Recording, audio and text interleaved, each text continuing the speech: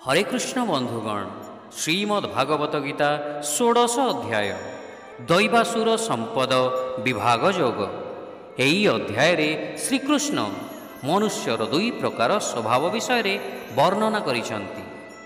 प्रथमटी हेला साधु स्वभाव एवं द्वितीयटी हेला आसुरिक स्वभाव। साधु स्वभाव हेला शास्त्र उपदेश पालन, सत्वगुणर विकास, आध्यात्मिक साधना एवं अंतकरण शुद्धि। यह दैवी संपत्ति बा भगवतीय गुणर विकास करे एवं परिणामतः भगवत प्राप्ति कराई थाए।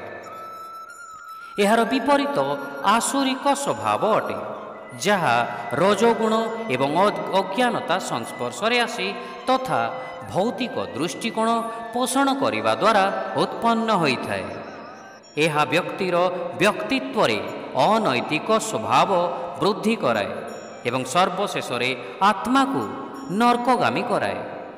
अध्यायटी दैवी गुणर अधिकारी साधु स्वभावर वर्णना सह आरंभ होइछि एवं तापरे आसुरिक स्वभावर वर्णना होइछि, जार परित्याग निष्ठापूर्वक करा जिबा उचित, कारण सेगुड़िक जीव को अज्ञानता एवं जीवन और मृत्युर संसार को टाणी नियंती। अध्यायर परिसमाप्ति करने को जाई श्रीकृष्ण कहउछंती जे कौन करा जिबा उचित एवं कौन करा जिबा उचित नुहे। ए विषय रे समस्त शास्त्र आम निर्णयर अंतिम अधिकारी हेबा उचित एवं आमे शास्त्र गुड़िकर उपदेश मानी सेई अनुसारे संसार रे कर्म करिबा उचित। एई अध्याय रे संपूर्ण 24 श्लोक अछि। श्लोक संख्या 1 रु 3 रे आमे देखिबा दैवी संपद ऐश्वर्य गुण, दैवी संपदा डिवाइन क्वालिटीज। श्लोक संख्या 4 रु 9 रे आमे देखिबा असुर संपद आसुरिक गुण, असुर संपदा डेमोनियक क्वालिटीज। श्लोक संख्या 10 रु 20 रे आमे देखिबा दानववादी लोकंक कार्यकलाप एवं परिणाम, activities of the demoniac people and the consequences. एवं श्लोक संख्या 21 रु 24 रे आमे देखिबा आसुरिक प्रवृत्ति परित्याग करी शास्त्र अनुसरण करिवार प्रक्रिया, giving up demoniac tendency and following scriptures. ताहले आसंतु बंधुगण, मु आपणक साथी आशीष पंडा नहीं चलुछि आपण समस्तंकु भागवत गीतार एक नूतन यात्रा रे, जहा हेला श्रीमद् भागवत गीता 16 अध्याय दैवासुर संपद विभाग योग। श्री भगवानुवाच अभयं सत्त्वसंशुद्धिर् ज्ञानयोगव्यवस्थितिः दानं दमश्च यज्ञश्च स्वाध्यायस्तप आर्जवम् अहिंसा सत्यमक्रोधस्त्यागः शान्तिरपैशुनम् दया भूतैश्वलोलुप्त्वं मार्दवं ह्रीरचापलम् तेजः क्षमा धृतिः शौचं द्रोहो नातिमानिता भवन्ति सम्पदं दैवीम् अभिजातस्य भारत। बंधुगण, श्रीकृष्ण एठारे साधु चरित्रर बा दैवी प्रकृति मनुष्यर चरित्रर 26 गुण वर्णना करिसंती।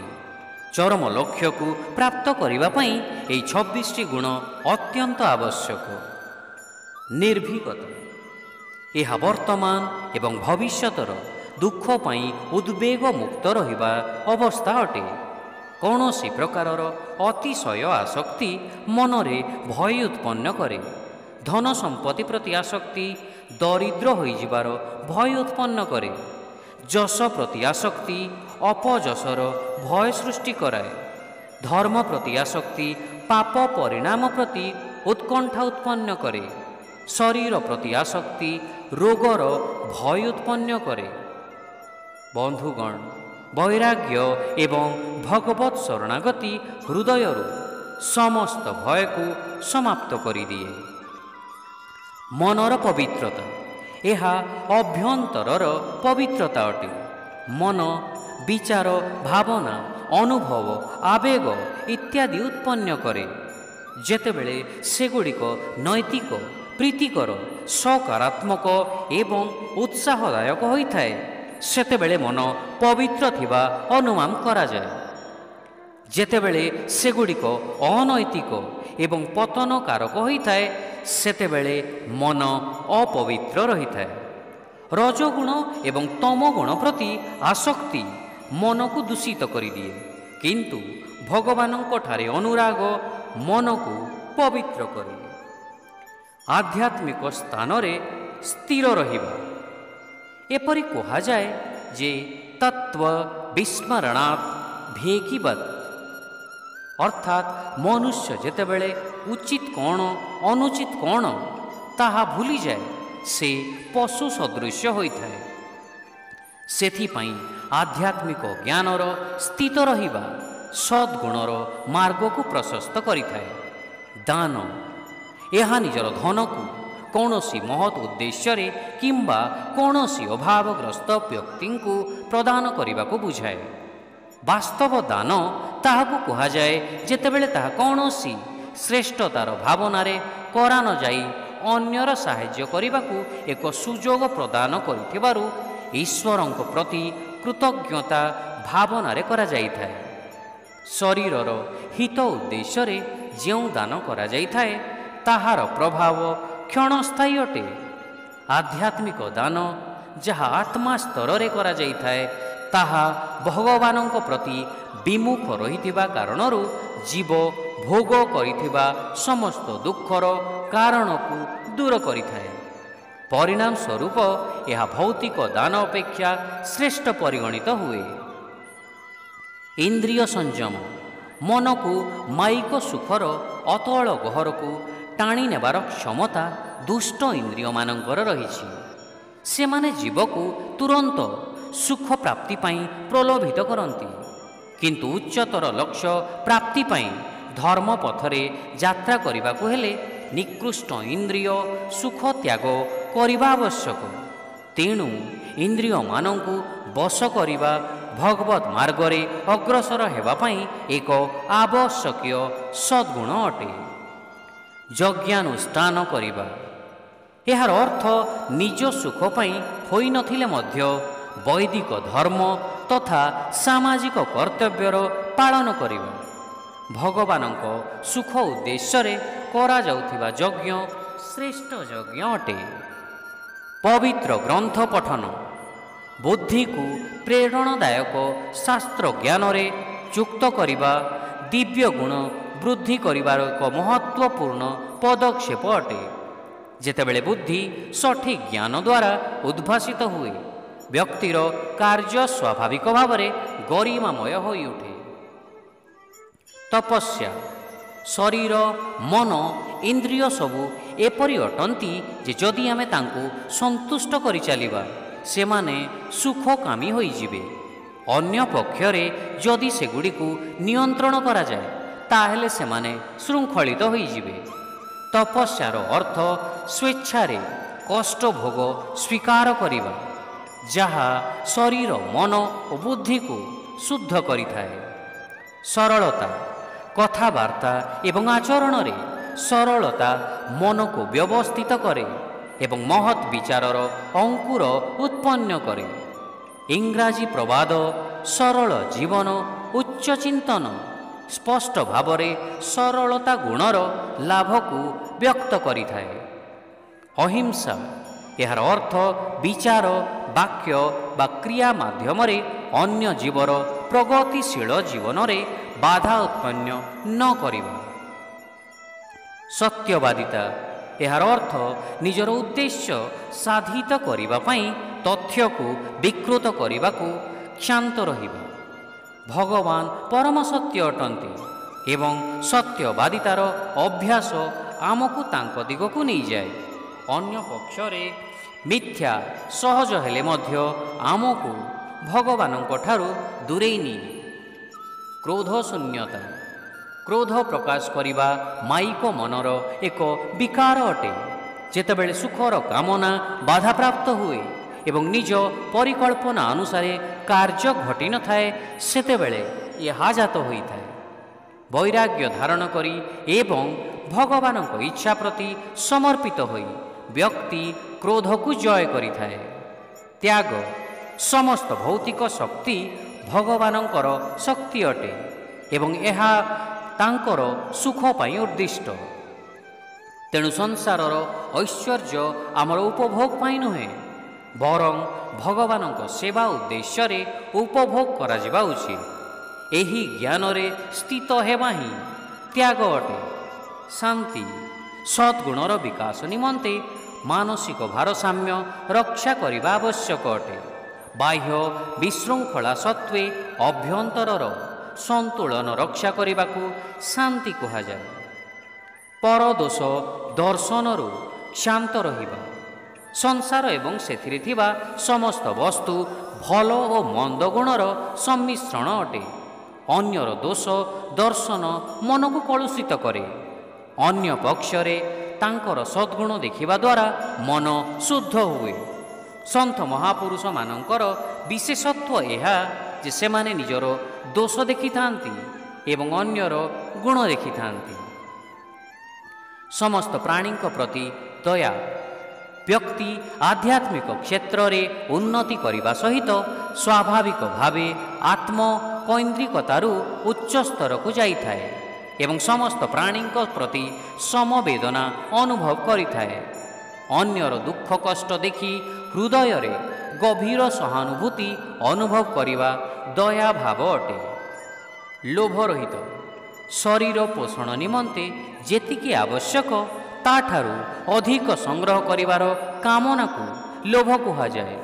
ଏହାର ପ୍ରଭାବରେ ଲୋକେ ବହୁ ପରିମାଣର ଅର୍ଥ ଏବଂ ସମ୍ପତ୍ତି ଏକତ୍ରିତ କରିଥାନ୍ତି, ଯଦିଓ ସେମାନେ ଜାଣନ୍ତି ଯେ ମୃତ୍ୟୁ ସମୟରେ ସବୁ କିଛି ତ୍ୟାଗ କରି ଖାଲି ହାତରେ ଯିବାକୁ ପଡ଼ିବ। ଲୋଭରୁ ମୁକ୍ତି ସନ୍ତୋଷ ଏବଂ ଆନ୍ତରିକ ଶାନ୍ତି ପ୍ରଦାନ କରିଥାଏ। ସୌଜନ୍ୟତା। ଯେଉଁମାନେ ଅନ୍ୟର ଭାବନା ପ୍ରତି ଅସମ୍ବେଦନଶୀଳ, ସେମାନଙ୍କ ସ୍ୱଭାବ ଏପରି ହୋଇଥାଏ ଯେ ସେମାନେ ଅନ୍ୟ ପ୍ରତି ଔଷଜନ୍ୟ ବ୍ୟବହାର ପ୍ରଦର୍ଶନ କରିଥାନ୍ତି। କିନ୍ତୁ ଆଧ୍ୟାତ୍ମିକ ସ୍ତରରେ ବ୍ୟକ୍ତି ଯେତେ ଉପରକୁ ଉଠେ, ସ୍ୱାଭାବିକ ଭାବରେ ତାର ବ୍ୟବହାରରେ ରୁକ୍ଷତା ହ୍ରାସ ପାଏ। ସୌଜନ୍ୟତା ଆଧ୍ୟାତ୍ମିକ ଶୁଦ୍ଧିକରଣର ଏକ ଲକ୍ଷଣ ଅଟେ। ଶାଳୀନତା।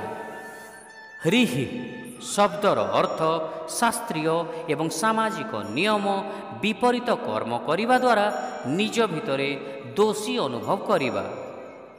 ସନ୍ଥ ସ୍ୱଭାବ ଏକ କଠୋର ଅଭ୍ୟନ୍ତରୀଣ ବିବେକ ଦ୍ୱାରା ଅନୁପ୍ରାଣିତ ହୋଇଥାଏ, ଯାହା କୌଣସି ପାପଯୁକ୍ତ କର୍ମ କରିବା ସମୟରେ ଦୋଷୀ ଭାବ ଉତ୍ପନ୍ନ କରିଥାଏ। ସ୍ଥିରତା। କୌଣସି କାର୍ଯ୍ୟ ଆମେ କିଛି ମହତ୍ ଉଦ୍ଦେଶ୍ୟ ନେଇ ଆରମ୍ଭ କରିପାରୁ, କିନ୍ତୁ ରାସ୍ତାରେ ଆମେ ଯଦି ପ୍ରଲୋଭନ ବା କଠିନତା ଦ୍ୱାରା ବିଚଳିତ ହୋଇଯାଉ, ତେବେ ଆମେ ଯାତ୍ରା ପୂର୍ଣ୍ଣ କରିପାରୁ ନାହିଁ। ସତ୍ ପଥରେ ସଫଳତା ସେତେବେଳେ ମିଳିଥାଏ ଯେତେବେଳେ ରାସ୍ତାରେ ଦିଗ୍ଭ୍ରଷ୍ଟ ହେବାର ଅନେକ କାରଣ ଥାଇ ମଧ୍ୟ ଆମେ ଅବିଚଳିତ ଭାବରେ ଲକ୍ଷ୍ୟ ଅଭିମୁଖରେ ଅଗ୍ରସର ହୋଇଥାଉ। ତେଜ। ବ୍ୟକ୍ତିଠାରେ ନିଜ ମୂଲ୍ୟବୋଧ ଏବଂ ବିଶ୍ୱାସ ଅନୁସାରେ କର୍ମ କରିବାର ଆନ୍ତରିକ ସ୍ପୃହା ଏକ ବିଶୁଦ୍ଧ ମନରୁ ଉତ୍ପନ୍ନ ହୋଇଥାଏ। ତେଣୁ ସନ୍ଥ ମହାପୁରୁଷମାନେ ଯେଉଁ କାର୍ଯ୍ୟ କରନ୍ତି ତାହାକୁ ସେମାନେ ଅତ୍ୟଧିକ ଶକ୍ତି ଏବଂ ଉତ୍ସାହର ସହିତ କରିଥାନ୍ତି। କ୍ଷମାଶୀଳତା ବା ସହିଷ୍ଣୁତା। ଏହା ପ୍ରତିଶୋଧ ନେବାର ଆବଶ୍ୟକତା ଅନୁଭବ ନ କରି ଅନ୍ୟମାନଙ୍କର ଅପରାଧକୁ ସହ୍ୟ କରିବାର କ୍ଷମତାକୁ ବୁଝାଇଥାଏ। କ୍ଷମା କରିବା ଦ୍ୱାରା ବ୍ୟକ୍ତି ଭାବନାତ୍ମକ ସ୍ତରରେ ଅନ୍ୟମାନଙ୍କ ଦ୍ୱାରା ସୃଷ୍ଟି ହୋଇଥିବା କ୍ଷତର ଉପଶମ କରିଥାଏ, ଯାହା ହୁଏତ ତାର ମନକୁ ପୀଡ଼ିତ ଏବଂ ଅଶାନ୍ତ କରିଥାନ୍ତି। ସହନଶୀଳତା ପ୍ରତିକୂଳ ପରିସ୍ଥିତି ଦ୍ୱାରା ମନ ଓ ଇନ୍ଦ୍ରିୟ ବିଭ୍ରାନ୍ତ ହେଲେ ମଧ୍ୟ ଆନ୍ତରିକ ଶକ୍ତି ଏବଂ ନିଷ୍ଠାର ସହିତ ଲକ୍ଷ୍ୟର ଅନୁସରଣ କରିବା ସହନଶୀଳତା ଅଟେ। ସଂସାରରେ ଅଧିକାଂଶ ମହତ୍ତ୍ୱପୂର୍ଣ୍ଣ ଜିନିଷ ସେହିମାନଙ୍କ ଦ୍ୱାରା ହାସଲ ହୋଇଥାଏ ଯେଉଁମାନେ ଆଶାହୀନ ଅବସ୍ଥାରେ ମଧ୍ୟ ଚେଷ୍ଟାରତ ରହିଥାନ୍ତି। ଶ୍ରୀ ଅରବିନ୍ଦ ଏହାକୁ ଅତ୍ୟନ୍ତ ଭାବପୂର୍ଣ୍ଣ ଶୈଳୀରେ ପ୍ରକାଶ କରିଛନ୍ତି ଯେ ତୁମେ କଠିନତା ଠାରୁ ଅଧିକ ଦୃଢ଼ ହେବା ଆବଶ୍ୟକ, ତା ଛଡ଼ା ଅନ୍ୟ ଉପାୟ ନାହିଁ। ପରିଷ୍କାର ପରିଚ୍ଛନ୍ନତା ଏହା ଉଭୟ ବାହ୍ୟ ଏବଂ ଅଭ୍ୟନ୍ତର ଶୁଦ୍ଧିକୁ ବୁଝାଇଥାଏ। ଧର୍ମାତ୍ମାମାନେ ବାହ୍ୟ ସ୍ୱଚ୍ଛତା ରକ୍ଷା କରିବାରେ ବିଶ୍ୱାସ କରନ୍ତି କାରଣ ତାହା ଆନ୍ତରିକ ଶୁଦ୍ଧତାର ଅନୁକୂଳ ହୋଇଥାଏ। ଜର୍ଜ ବର୍ନାର୍ଡ ଶ କହିଛନ୍ତି, ନିଜକୁ ପରିଷ୍କାର ଏବଂ ଉଜ୍ଜ୍ୱଳ ରଖ। ତୁମେ ସେହି ଝରକା ଅଟ ଯାହା ମାଧ୍ୟମରେ ତୁମେ ସଂସାରକୁ ଦେଖିବା ଉଚିତ। କାହା ପ୍ରତି ଦ୍ୱେଷ ଭାବ ନ ରଖିବା। ଅନ୍ୟ ପ୍ରତି ଦ୍ୱେଷ ଭାବ ଆମ ନିଜ ମନକୁ ବିଷାକ୍ତ କରିଦିଏ ଏବଂ ଏହା ଆଧ୍ୟାତ୍ମିକ ପ୍ରଗତିରେ ପ୍ରତିବନ୍ଧକ ସାବ୍ୟସ୍ତ ହୁଏ।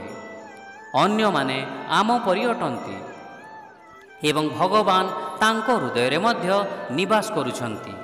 ଏହା ହୃଦୟଙ୍ଗମ କରିବା ଦ୍ୱାରା ଅନ୍ୟମାନଙ୍କ ପ୍ରତି ଦ୍ୱେଷ ସମାପ୍ତ ହୋଇଯାଏ। ମାନଶୂନ୍ୟତା ଗର୍ବରୁ ଆତ୍ମପ୍ରଶଂସା, ଆତ୍ମବଡ଼ିମା, ଆଡ଼ମ୍ବର ଇତ୍ୟାଦି ଜାତ ହୋଇଥାଏ। ସନ୍ଥ ମହାପୁରୁଷମାନେ ନିଜଠାରେ ଅହଙ୍କାର କରିବା ଯୋଗ୍ୟ କିଛି ଦେଖନ୍ତି ନାହିଁ।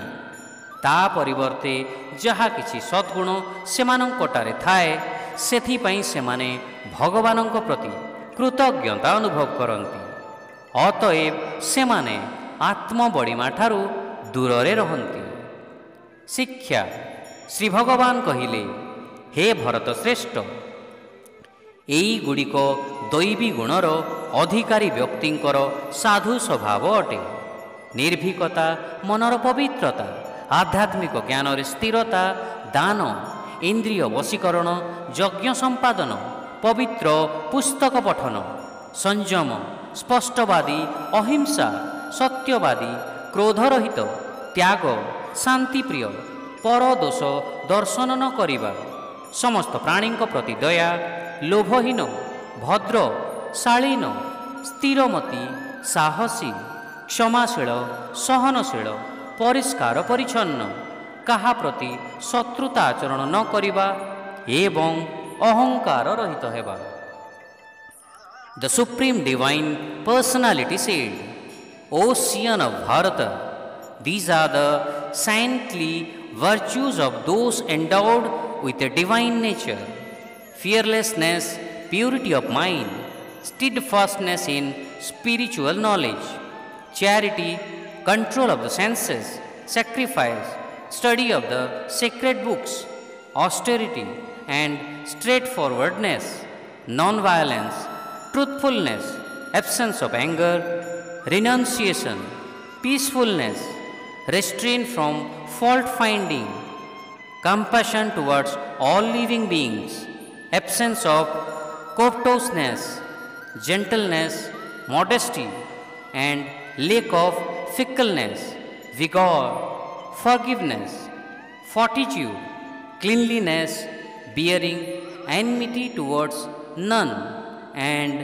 absence of vanity. Hare Krishna.